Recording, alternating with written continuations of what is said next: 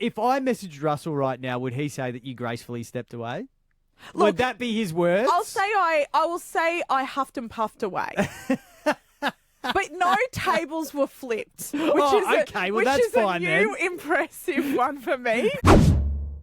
Robbie, I have done something that my husband Russ definitely told me not to do. Sounds like every day, but anyway, continue. It's just an average day.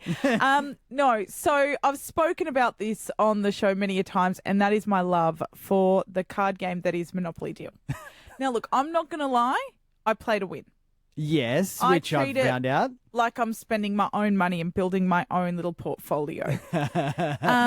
So my brother and his fiance are staying with us at the moment. Yeah. And they like board games. Oh, and so no. I just assumed that they were Monopoly dealers. Oh, no. And it was even better when they said, no, we've never played that before. And I was like, oh, okay, step into my office. I can Let's just see go. Russ in the background here. Now, we have a tally score that we keep on our fridge. So the rules are, if you're playing a game of Monopoly Deal, you get put on the tally board. And I thought this is going to get me some extra tallies because I'm currently winning the leaderboard at the moment. Okay, and so this is you, Russ. I know you've had your mate Gaundy there before, our mate Gaundy. I don't think Gaundy's on the tally board. I don't think he's played. We've got our mate Shad, Gemma, just anyone that comes and stays with us and they want to play Monopoly Deal, they automatically get put on this tally board. Okay, I like this. So I am the leader of the tally board. So here's the thing. If you win a game, it doesn't matter who you're playing with. You get your tally if you win. Mm-hmm. So I thought this is going to up the tally score because Russ is trailing closely behind with our mate Shad, who is a big Monopoly dealer. He loves it, eh? He loves it.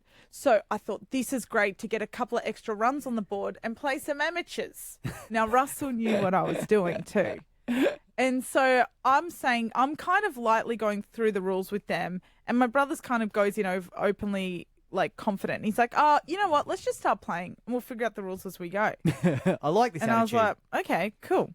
And so the whole time we're playing, I'm thinking I've got the upper hand here because they barely know what's going on. And I gave them the option to know more. Yeah, yeah. But you know what my brother was doing? What? Playing me like a little fiddle, wasn't he? Ooh, what do you mean? Like he's like, so wait a second.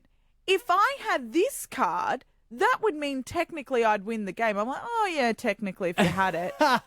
And then boom, out of nowhere. Down it goes. You're joking. So he'd been playing, like he's played before? No, he hadn't played before, but he figured it out quick. I forgot how smart my brother is. He's one of those people that he can just figure, like for instance, before we played Monopoly Deal, and we used to watch this when we were growing up. Remember Wheel of Fortune? Love it, love it, love it. I forgot how good he was at that. And they've actually rebooted Wheel of Fortune. So we were watching that before, and he's getting everything with 2 letters. Oh, gotcha. And I was like, oh, that's right. He's smart. I almost forgot that. And so he absolutely cleaned the floor with me.